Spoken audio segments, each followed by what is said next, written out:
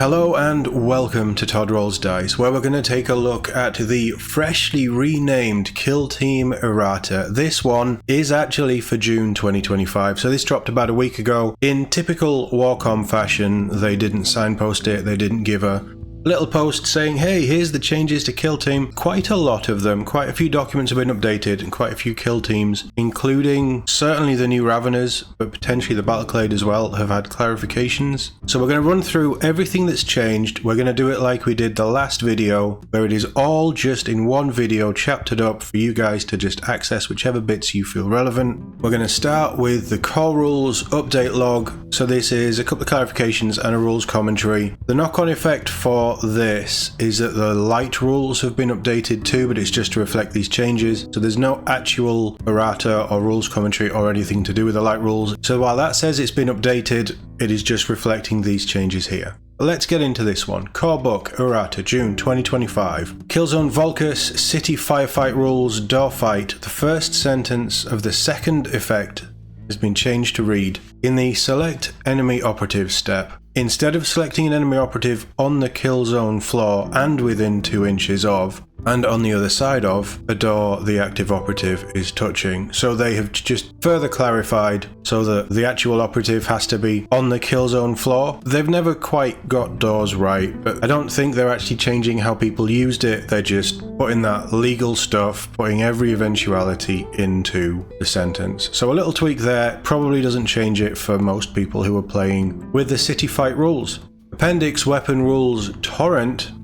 The first sentence has been changed to read, select a valid target as normal as the primary target, then select any number of other valid targets within X of the first valid target, but not in control range of friendly operatives. That's the new clarification. As secondary targets, e.g. torrent 2 inches. So what they're saying is your torrent weapons, so flamethrowers basically, they hit anybody within whatever number inches is relevant to their stat, but you can't hit an enemy that's in combat with a friendly operative because you don't want to burn your friends, right? That's not a thing that we do in 40k. It's certainly not something that the Sanctifiers would ever want to do. Everybody gets purified in the fires of the Emperor. And our final clarification, kill zones, terrain and movement, jumping, changed again. This is all just clarifications, but jumping specifically has been changed to read, operatives can jump from vantage terrain higher than 2 inches from the kill zone floor. When they move off it, you can move them up to 4 inches horizontally from the edge when they jump, done like any other move except in one straight line increment. The operative must then drop or climb from there. When jumping from a terrain feature, if there is a rampart at the edge you would jump from, you must climb it first before doing so, but still jump from the level of the vantage terrain. When jumping to a terrain feature, you can ignore its height difference of 1 inch or less, including its rampart if any. And they've removed, however, when jumping from a terrain feature, if it has a rampart, you must climb it first. So they've just changed the wording. It still functions exactly the same way, but they've just further clarified how it works. There's going to be so many of these little weird nuances and things that they notice. Rules writing is just like an insanely over-the-top legal document, it seems, and everything has to just be in black and white or blue and white as we see it here, just so people play it correctly, I guess. But again, it's a clarification. I imagine that's how people were doing it, and all they've done is changed how it's worded. They've not actually changed how it works. We have a bit of a rules commentary here, so we'll run through this one. Question, if my operative is on a vantage terrain and shooting with a weapon that has Seek Light weapon rule against an operative in cover from light terrain, can I elect to only use the Seek weapon rule, denying the improved cover saves from the vantage terrain rule? Answer, yes. Question, in the third effect of vantage terrain, for the purposes of obscured, what does heavy terrain connected to vantage terrain mean? Answer, connected here refers to any part of the same terrain feature. Again, fairly, well, the first one isn't that simple, but that one fairly simple. Question, does the additional movement cost to climb or move through accessible terrain feature count towards distance restrictions of rules, e.g. Plague Marines lumbering death? Answer, yes. Again, I think that's fairly obvious. Question, does the additional movement cost to move through accessible terrain features count towards the maximum of 2 inches an operative can move during the counteract? Answer, yes. Note that this means operatives cannot normally move through accessible terrain during a counteraction. I feel like that's a specific design choice there. Question, when does a player keep the initiative until? Answer, until the winner of the roll-off decides who has initiative in the next initiative step. Note that this means the player who had initiative in the previous turning point would resolve the precedence of any simultaneous rules affecting the next initiative step. Question, when a rule states in an order of your choice, e.g. Sanctifiers, Confessor, Lead the Procession, is that referring to Conceal/Engage orders? Answer, no. In an order of your choice refers to the sequence in which the rule is resolved. In this example's case, the sequence in which the operatives move. I thought that one was fairly obvious, but I suppose maybe not. And finally, question, in the core rules it states you can never reroll a dice roll more than once. Can I use a rule to make my opponent reroll a dice that's already been rerolled, e.g. Hand of the Archon, Sky Splinter, Assassin, Omen, or Warp Coven, Sorcerer of Destiny, Ravage Destiny? And the answer, as expected, is no. Hopefully that cleans up a few burning questions that the community has. And these changes, it's just little tweaks. I don't think it actually changes anything. Torrent, potentially it changes, but I think that that is as Torrent was always intended anyway. Not entirely sure on that. Let me know what you think in the comments below. How about we jump over to something that I noticed yesterday? This was brought up by me. I was very critical of them on my Typhon unboxing. Blood and Zeal mission pack. It doesn't actually give us an errata, but this is either just been updated or it's just been uploaded. But this is all of the cards from the Blood and Zeal box that are now not available. They only came in that box. But I will give Games Workshop credit. They've given you rules for shrines, they've given you rules on how to use the cards, and the cards themselves. Yes, you need to print them off and sort them out yourself. Not really a problem, is it? But at least this allows players who either didn't want to pick up Blood and Zeal or weren't able to pick up Blood and Zeal to use the Blood and Zeal mission pack. Having done this, and alright, it came out when the teams were released as well by the looks of it. Well, the teams were released individually. This actually gives me hope that the Typhon event deck will be released in a couple of months when we get whatever's going on next and the Ravagers and the Battleclade are released individually. This is actually a really good step and I'm going to give them credit for this. And this is one of the joys of digital rules and actually having PDFs and offering this stuff to your community. The community was fractured for a little bit if you didn't have the Blood and Zeal cards and you wanted them, but this actually now means the community as a whole can all use Blood and Zeal together if you bought the box or not. I'm all for this. I bought the box for the cards because I honestly didn't think that they would release the cards in a physical form or a digital form. They're here digitally for you to do with what you choose. So shout out to Games Workshop and the Kill Team design team for actually doing this and reuniting the player base. This is positive and I just wanted to highlight it. Now let's go and have a look at the first of our kill teams and see what's changed. First up, the Ratlings. We have one change. Strategy Ploy's Sniper Positions has been changed to read, whenever a friendly Ratling operative is more than 6 inches from enemy operatives and within 1 inch of heavy terrain, the stationary profile for its rifle, if any, has the silent weapon rule. So that's just going to be a Ratling specific one, but that's really nice. If you put them next to heavy terrain, you can make their weapons silent. Fun stuff. Tempestus Aquilons Errata June 25 changed to the Gunslinger Operative, the Salvo Weapon Rule. The first sentence has been changed to read, select up to 2 different valid targets that aren't within control range of friendly operatives. That's what these updates must be, just clarifying who can shoot what and making sure that you're not shooting your allies in the back while trying to shoot enemy operatives. I guess it kinda works. I'd love the idea of doing it, but you have to do an in the way of a friendly operative. But for streamlining of the game, I guess it makes sense. It does limit your options, but I guess it makes sense. So that's the Aquilons. Nice little change there. A lot of this seems to also be clarifications so far. Let's jump on to the next one. Angels of Death, Errata June 25. We finally have an update, and it's for faction equipment tilting shields. The relevant part of the first sentence has been changed to read, after your opponent rolls their attack dice, but before rerolls, you can use this rule. Let's just take a look at tilting shield.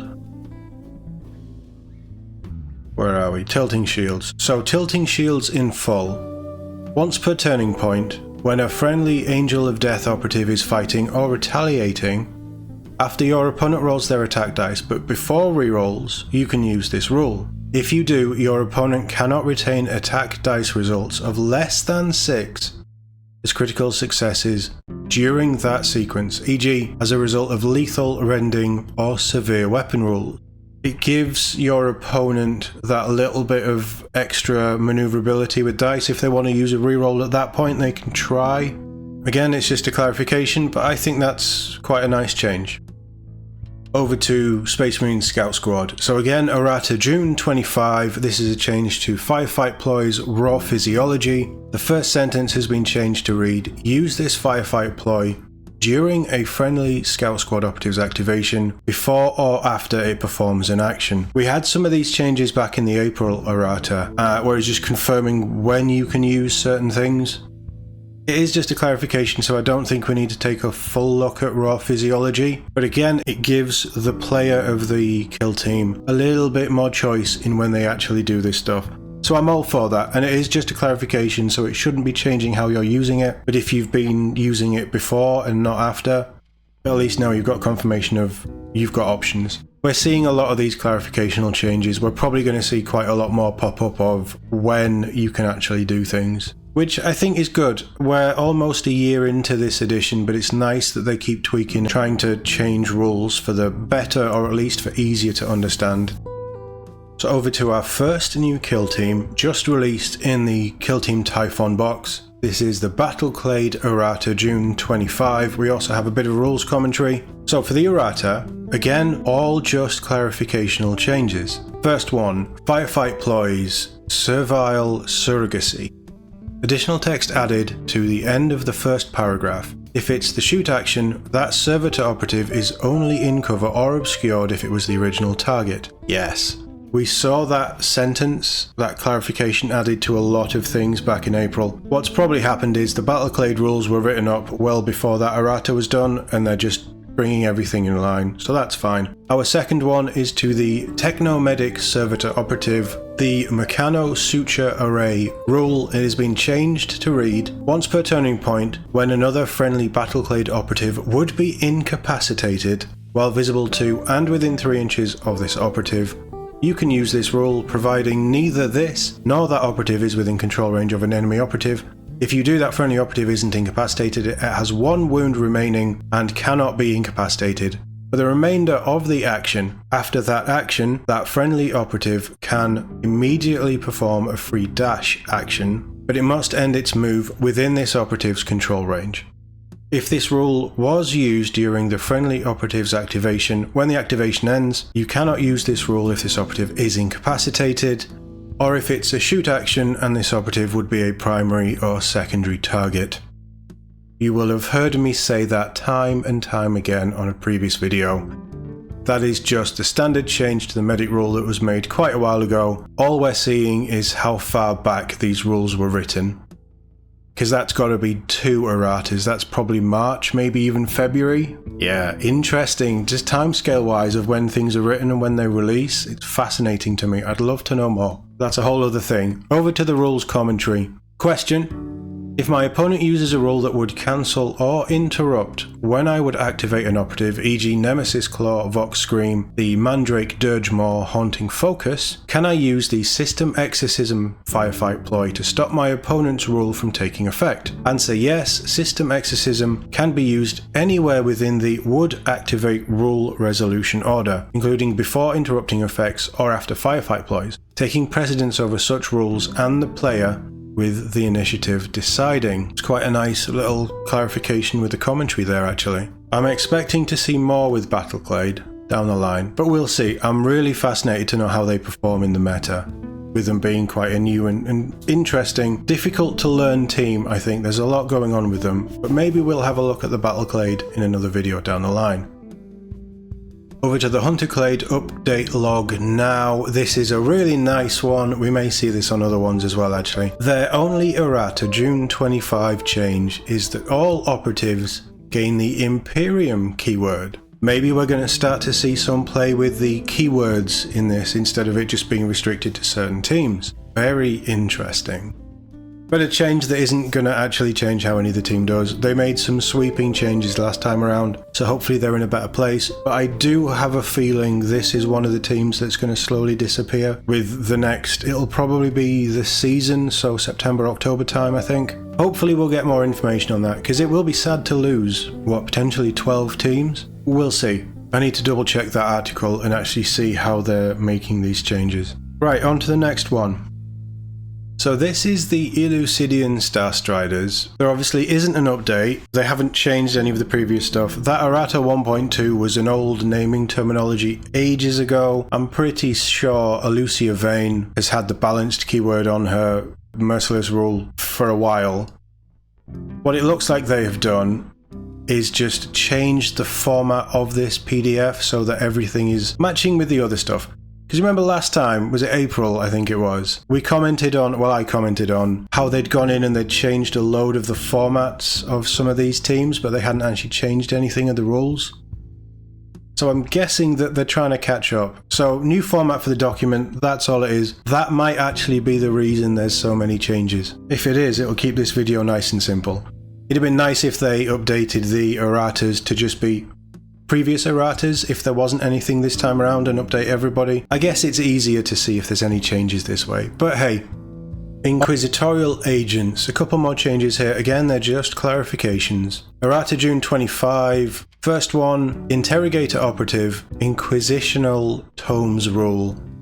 First sentence changed to read, Strategic Gambit if this operative is in the kill zone and or when this operative is activated. Don't think we need, we've probably talked about that already, but we don't need to go into that. It is just confirming that the operative has to be in the kill zone for you to use this rule. Again, I'm pretty sure that's how it was being used previously. And it's the same with the Auto Savant operative, the Scrivener rule. The only clarification to that part of the rule is that this operative is in the kill zone when you do it. Again, it makes sense. If your operative isn't on a kill zone, you're probably not going to be able to use anything that operative brings. I thought that would be pretty obvious, and I think that's how the entire community plays these things. But I guess it's that legal side of rules writing. We're not doing too bad so far. There's not been any balance changes, it's all just clarifications. So maybe June is a clarification update rather than anything else, and they're not making any sweeping changes. Over to the Noviciates now, we have a couple of things here. So Errata June 25, the one change there is the Strategic Ploy's Blessed Rejuvenation. Second sentence has been changed to read, Note this ploy has no effect if that friendly operative was incapacitated during that action or if the act of faith doesn't cost any faith points, e.g. auto chastises equipment. Is that a nerf? I know it's a clarification, but is that nerfing when you can use it if the friendly operative was incapacitated during that action? So what is Blessed Rejuvenation then? Blessed Rejuvenation in full. Whenever you spend faith points, so the second part of that, then free faith point actions, makes sense already. At the end of that action, the operative you spent them on can regain up to D3 lost wounds. Ah, okay. So if your operative is downed before the end of the action, yeah, that makes perfect sense then. Yeah, no, I think that clarification is justified. And for our rules commentary this time round, question if a Noviciate Penitent is affected by the Exactor Operative's Whip into Frenzy action, how many fight actions can it perform in an activation? Answer is up to 4.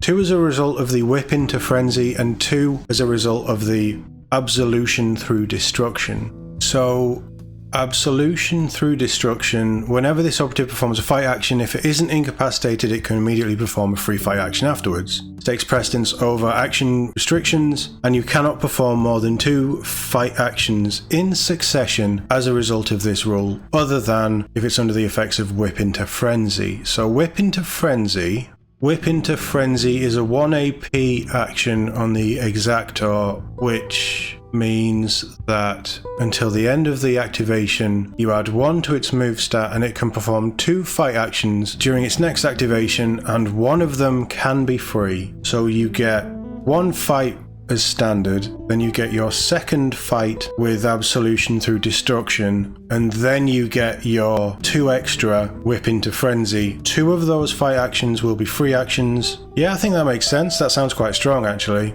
but obviously the penitent has to survive those fight actions, but that's quite nice, and it completely fits the Noviciates and the Battle Sisters style, doesn't it? Let me know what you think of that one in the comments below. See if that changes how you've been playing it or anything like that. And the Sanctifiers, this errata we have a couple of changes and we have a little bit of rules commentary as well. And these are all clarifications. I don't think we've seen a balance update yet. First one is to the Conflagrator operative, the Twin Torrent weapon rule, and yeah, we've already seen this change with the Gunfighter. So the Gunfighters have been changed as standard, and whatever their named skill is, they will all operate this way. So the first sentence has been changed to read, select 2 different valid targets that aren't within control range of friendly operatives. Makes sense, that's just a big change that we're seeing. No more friendly fire. No more shooting your allies in the back, people.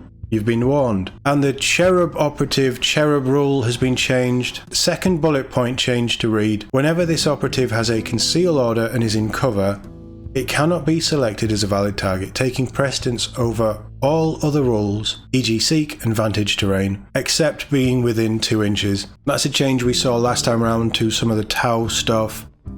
I think the little drone that comes with the Vespids was changed to that as well. It's just bringing these little bonus operatives that are really there just to provide a buff, just all in line with each other so that everything operates the same. Our rules commentary, we have a couple of questions here. First one, some rules require an operative to shoot or fight against a specific operative or its activation is cancelled, e.g. Mandrake, Dirge Maw, Hunting Focus, Exaction Squad, Execution Order. If my opponent uses such a rule and I cancel that shoot and or fight action with my Sanctifier Confessor operative's Commanding Declamation rule, what happens?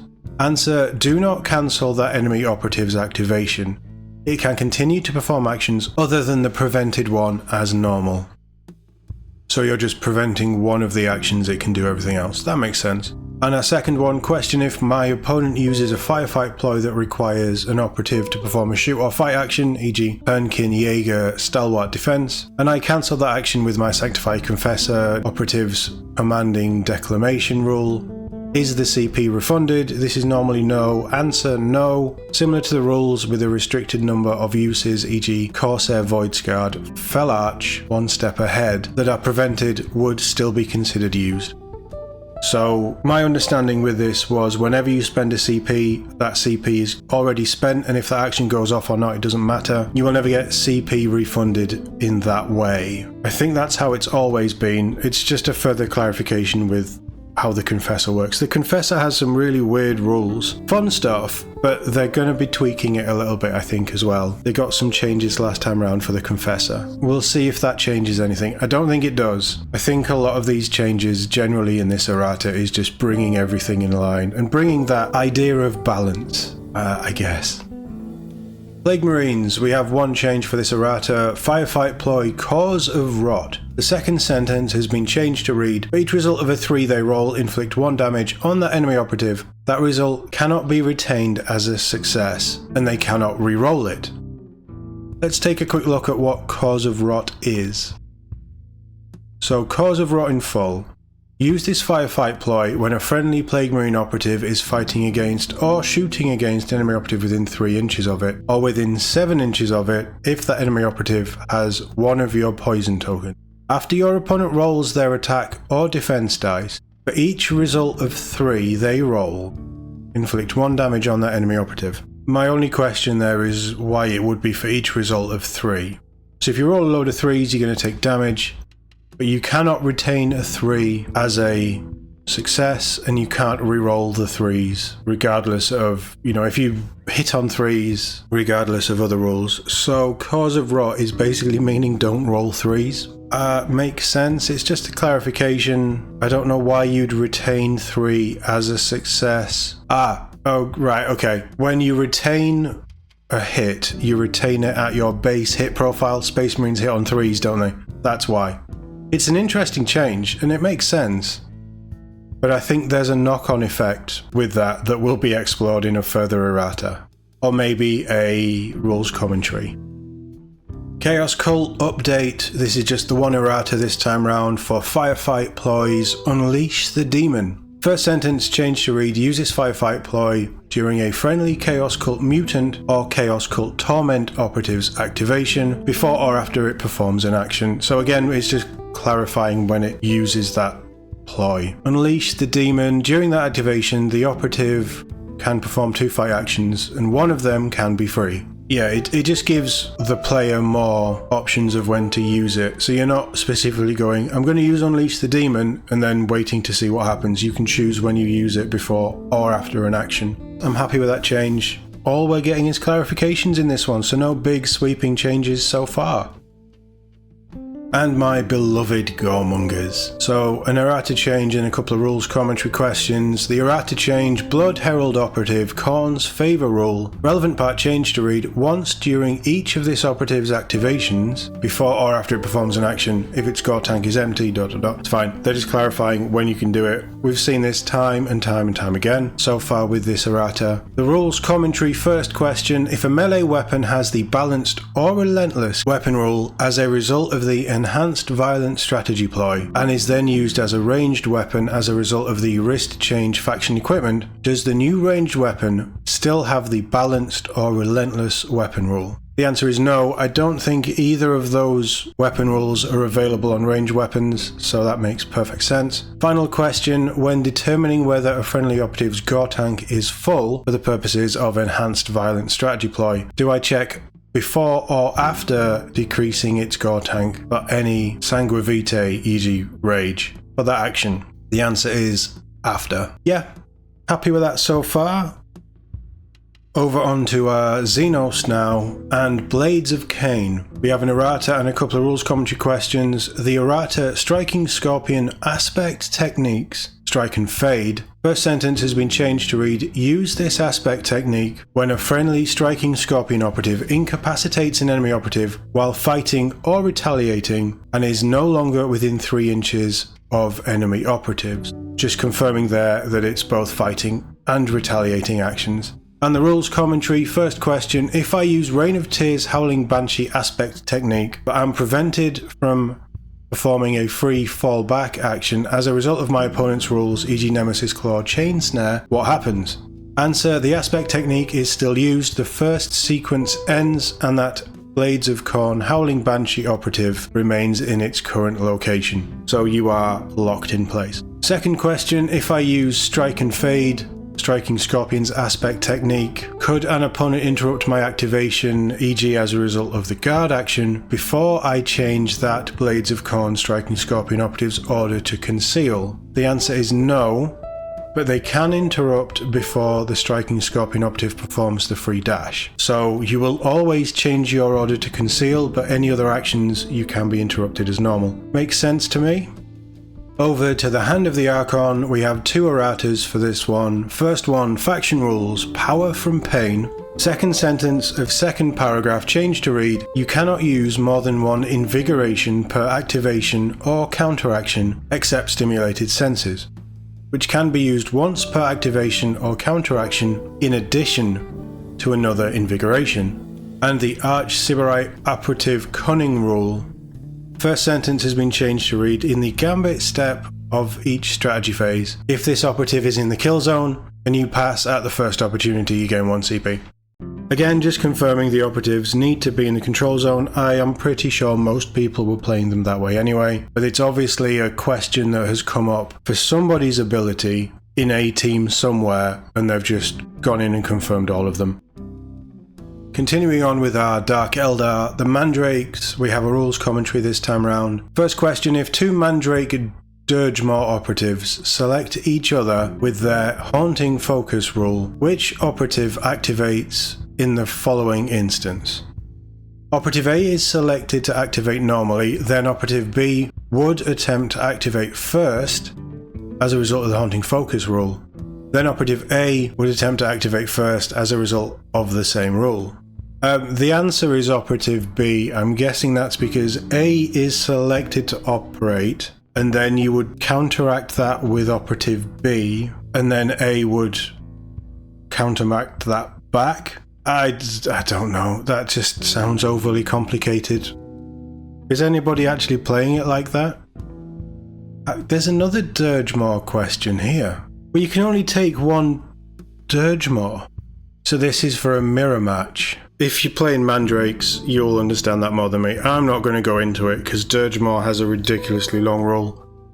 It's all about giving out tokens and then activating before the operative with it. Yeah, that just seems like such a niche scenario. It's good that they've confirmed it in a question, but as someone who's never going to play Mandrakes, it's good that the answer's there, and that's all I need to know. The second one, when a Mandrake Dirgemaw is shooting with its horrifying scream range weapon and negatively changes the target's APL as a result of the stun weapon rule, does that change affect defense dice rolled for the target during that same sequence in relation to the Soul Strike weapon rule? Answer no, as an operative stats don't change during an action. That's something that we keep coming back to. They're obviously picking up on different ways of manipulating APL. If there's ever a change to your APL that would have a negative effect on anything else, that change doesn't take place until the end of the action that affects that operative's APL.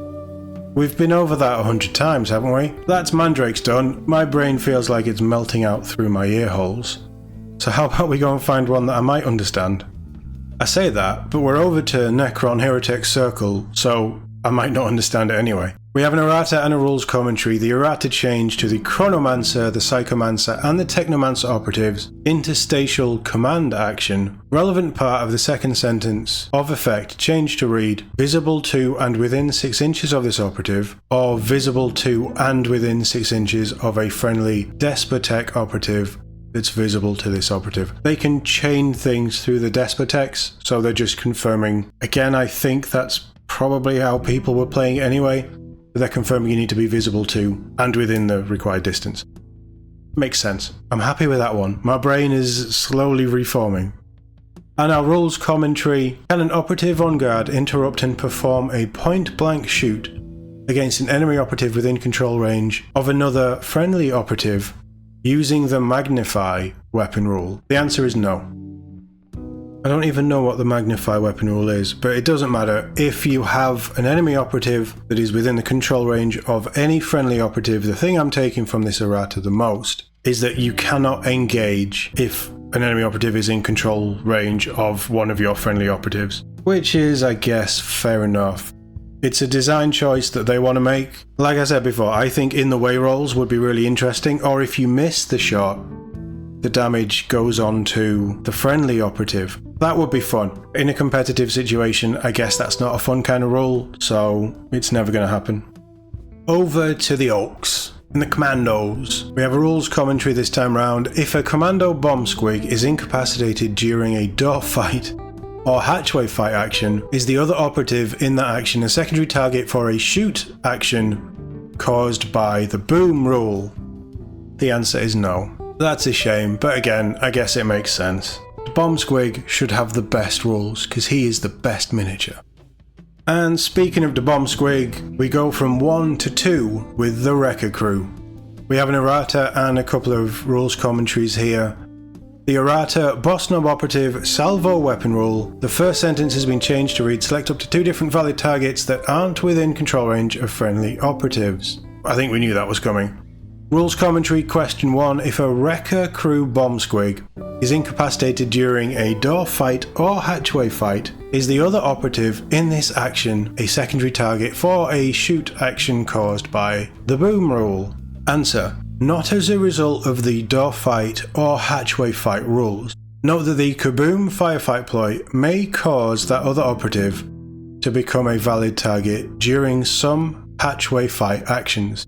So it's exactly the same as Kommandos, but with the caveat of the kaboom firefight ploy that the Wreka crews have changes that somewhat. And our second question, if a Wreka crew crusher operative using its smash weapon rule moves an enemy operative, and during that move, a marker that would end its activation is within that enemy operative's control range, e.g. Jaeger, Iron Break, Hypex Mines, and not the Crusher operative's control range, does the fight action end? Answer: no, because the Crusher isn't being affected by the marker that would end the action, it's the other operative. So your Crusher's absolutely fine. And now our second Typhon kill team update. Again, it's just a small errata. Firefight ploys, slithering evasion. First sentence, change to read: use this firefight ploy during a friendly Ravener operative's activation or counteraction before or after it performs an action. Just confirming when you can use it. This is a change that was probably made before these ploys were written. So it's good that they're updating it, but it probably doesn't change how people were interpreting and playing Slithering Evasion anyway. Genestealer cults now, Brood Brothers, Errata. We have two changes, both of them again clarifications. All operatives gain the Tyranid keyword and the Commander operative coordinate rule. The first sentence has been changed to read Strategic Gambit if this operative is in the kill zone. No surprises there. This has been a fairly straightforward errata in all honesty, hasn't it? So I'll show you this. This is the Wormblade, the second Genestealer cult team, the team that I think will be disappearing soon, probably by the end of the year. I hope I'm wrong. I'd love to be able to keep all these teams, but there's 40 something kill teams already. It's a bit much, but still. This one isn't actually an errata, this was changed. It says update 1.0, but this was, if not April, then before April. All they've done here is very much like the Elucidian Starstriders, they've just changed how the document is presented, bringing it in line with the others, so no changes there. You are safe, Wormblade kill team, for now. Over to the Tau Pathfinders, we have the one change, the Shazwi operative Art of War rule, and again, as expected, first sentence changed to read: once per battle, strategic gambit if this operative is in the kill zone. We're on the home stretch, guys. Over to the Farstalker Kinband, two erratas. First one, the Kill Broker operative, call the kill rule, first sentence changed to read strategic gambit if this operative is in the kill zone, and the Pistolier operative, the salvo weapon rule, has been changed to read two different valid targets, and it can't be within control range of friendly operatives. Again, all of the Pistolero characters have been changed to basically have their weapon rule of picking targets changed. That'll be a change for the Jaegers as well. The Tau Wasps, aka the Vespid Stingwings, we just have a rules commentary here. Question: if there are no enemy operatives within 8 inches of a friendly Vespid Stingwing operative, do I need to spend a communion point to target an enemy operative more than 8 inches away from it? The answer is yes. And over to the final two now, Hearthkin Salvagers, the first of the Votan teams. You have a couple of erratas and a rules commentary. Errata 1, strategy ploys, proximity firepower, additional text, change to end. This can allow you to apply or remove the hit stat change during an action. This takes precedence over the core rules. What is the proximity firepower?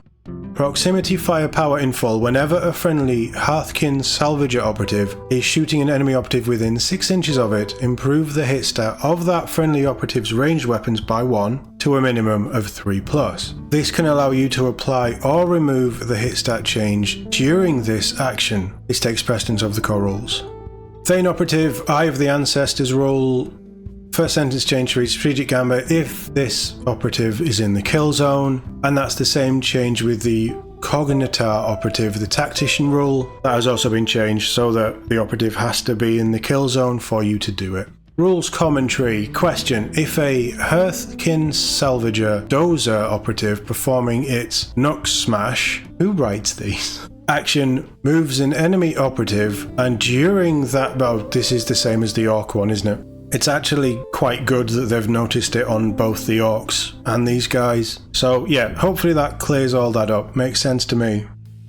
And our final change of the June 2025 errata for the Jaegers, the Thane operative Veteran Adventurer rule, relevant part changed to read if this operative is in the kill zone and isn't within control range of any enemy operatives. Again, just streamlining everything, making everything obvious. You can only use an operative's rule if it is within the kill zone. Again, I think that's quite self-explanatory, and I don't think anybody has been playing it another way. I suppose it's good that they are confirming this. Honestly, not that many changes. We've gone through all of the 27 teams and a look at the main rules. Not a huge amount of changes. Jump has been reworded, but all of it is just clarifications. We've not had any sweeping changes to any teams. The designers are either happy enough with where teams are performing right now with the data that they get. I'd love them to show the data. Give us an article. I mean, the videos were great, but give us like a meta article of who's doing what in Kill Team and maybe tell us why you're making these changes. It's not that important for this sort of June 25 errata because it's all clarifications, but I'd like them to just go in a little bit more detail with this stuff and actually give us reasons why they're doing it. Just like they used to. They stopped that with the new edition, and I don't think that they should have. But that is all of the changes from the June 25 errata and rules commentary. Hopefully it all makes sense. Let me know in the comments below how these changes have changed your favourite kill teams. As always, thank you very much for watching, and I'll see you all in the next one.